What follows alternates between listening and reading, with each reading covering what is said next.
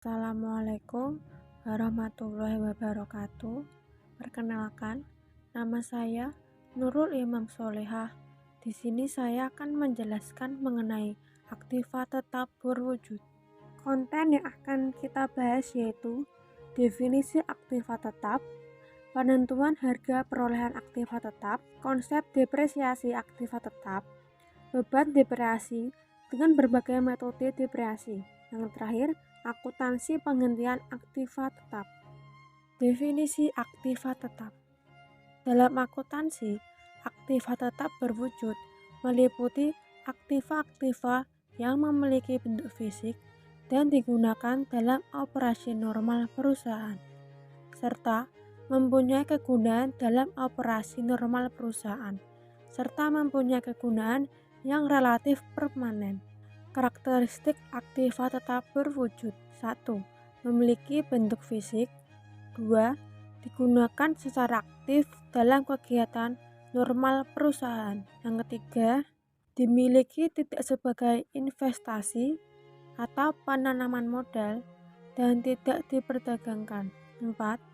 Memiliki jangka waktu kegunaan atau umur relatif permanen, biasanya lebih dari satu periode akuntansi atau lebih dari 1 tahun. Yang kelima, memberikan manfaat di masa yang akan datang.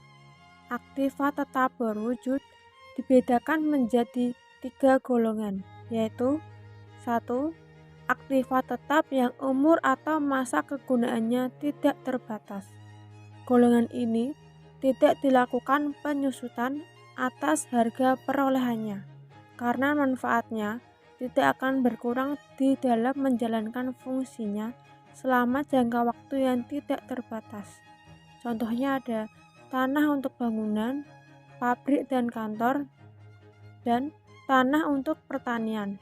Yang kedua, aktiva tetap yang umur atau masa kegunaannya terbatas dan dapat diganti dengan aktiva sejenis apabila masa kegunaannya telah berakhir.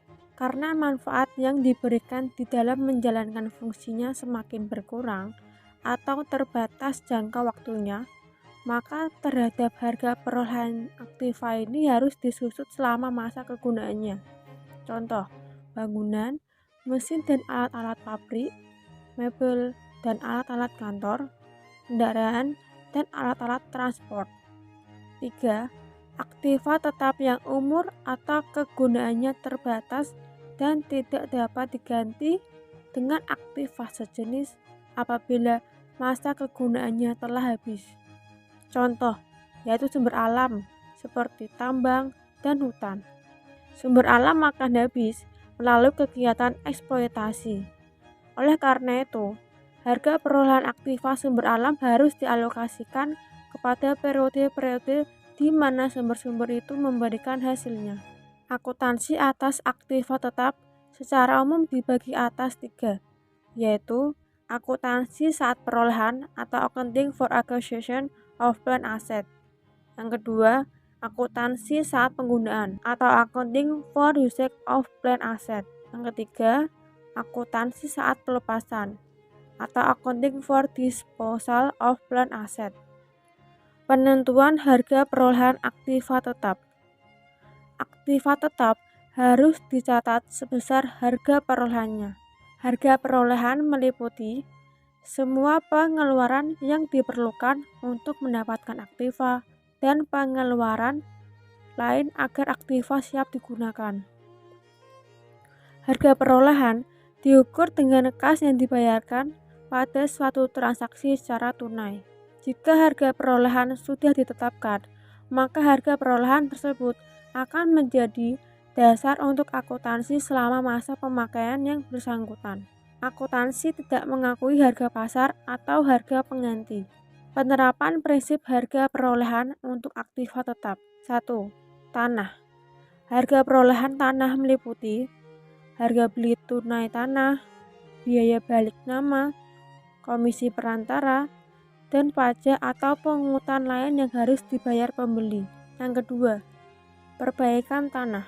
Harga perolehan perbaikan tanah meliputi semua pengeluaran yang dilakukan sampai perbaikan siap untuk digunakan. Yang ketiga, gedung dimiliki melalui pembelian, maka harga perolehannya meliputi harga beli, biaya notaris, dan komisi perantara.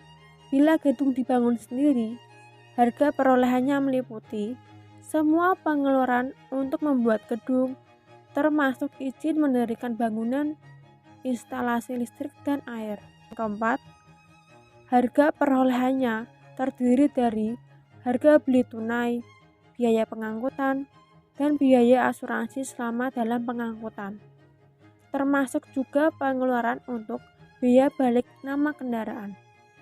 Konsep depresiasi aktiva tetap. Gambar berikut adalah proses pengalokasian harga yang akan menjadi biaya yang rasional dan sistematis. Depresiasi adalah proses pengalokasian harga perolehan aktiva tetap menjadi biaya selama manfaatnya dengan cara yang rasional dan sistematis. Ada pula, depresiasi adalah proses pengalokasian harga perolehan bukan merupakan proses penilaian aktiva. Beban depresiasi dengan berbagai metode depresiasi. Harga perolehan adalah nilai suatu aktiva tetap, yaitu harga beli ditambah dengan biaya-biaya yang dikeluarkan sampai aktiva tersebut dapat digunakan atau dipakai untuk kegiatan operasional perusahaan. Masa manfaat adalah jangka waktu pemakaian aktiva yang diharapkan oleh perusahaan. Nilai residu adalah taksiran nilai tunai aktiva pada akhir masa manfaat aktiva tersebut. Metode depresiasi. Depresiasi dicatat dan dilaporkan dengan menggunakan metode-metode berikut. 1. Garis lurus atau straight line method. 2. Saldo menurun atau declining balance method. Yang ketiga, jumlah angka-angka tahun atau sum of the years digit method. Yang keempat, ada satuan kegiatan. Metode garis lurus adalah beban depresiasi periodik sepanjang masa pemakaian aktiva adalah sama besarnya. Dirumuskan nilai aktiva dibagi masa manfaat sama dengan tarif depresi, dan harga perolehan depresiasi dikali tarif depresiasi sama dengan biaya depresiasi. Harga perolehan depresiasi adalah harga perolehan dikurangi dengan nilai residu. Metode saldo menurun. Metode ini dikalikan 2, sehingga metode ini disebut sebagai metode saldo menurun ganda. Dirumuskan sebagai nilai buku pada awal tahun dikali tarif depresiasi sama dengan biaya depresiasi. Metode jumlah angka-angka tahun. Metode ini disebutkan sebagai jumlah angka-angka tahun karena depresiasinya didasarkan pada suatu pecahan. Dirumuskan sebagai harga perolehan awal tahun dikali pecahan angka-angka tahun sama dengan biaya depresiasi. Metode satuan kegiatan. Metode ini cocok digunakan dalam depresiasi mesin pabrik. Dirumuskan sebagai harga perolehan depresiasi dibagi jumlah satuan kegiatan sama dengan biaya depresiasi per satuan, dan biaya depresiasi per satuan dikali jumlah kegiatan tahun ini sama dengan biaya depresiasi. Akuntansi untuk penggantian aktiva tetap. Penggantian aktiva tetap terjadi pada saat aktiva tetap belum habis masa manfaatnya maupun pada saat masa manfaatnya tersebut telah habis. Bila aktiva tetap dihentikan sebelum masa manfaatnya habis atau selesai, maka akan timbul adanya laba atau rugi akibat penghentian tetap tersebut. Yang ketiga, aktiva tetap yang dijual sebelum masa ekonomisnya akan diperoleh laba atau rugi dari penjualan aktiva tersebut. Pertukaran aktiva tetap. Pertukaran aktiva tetap dapat dibedakan menjadi 2, yaitu pertukaran aktiva tetap sejenis dilakukan antara aktiva tetap yang sejenis saja dan berfungsi sama. Pertukaran aktiva tetap sejenis bila aba karena pertukaran ini, maka tidak akan diakui. Namun bila yang terjadi adalah rugi, maka harus diakui. Sedangkan pertukaran aktiva tetap tidak sejenis merupakan pertukaran aktiva tetap yang secara fungsi berbeda.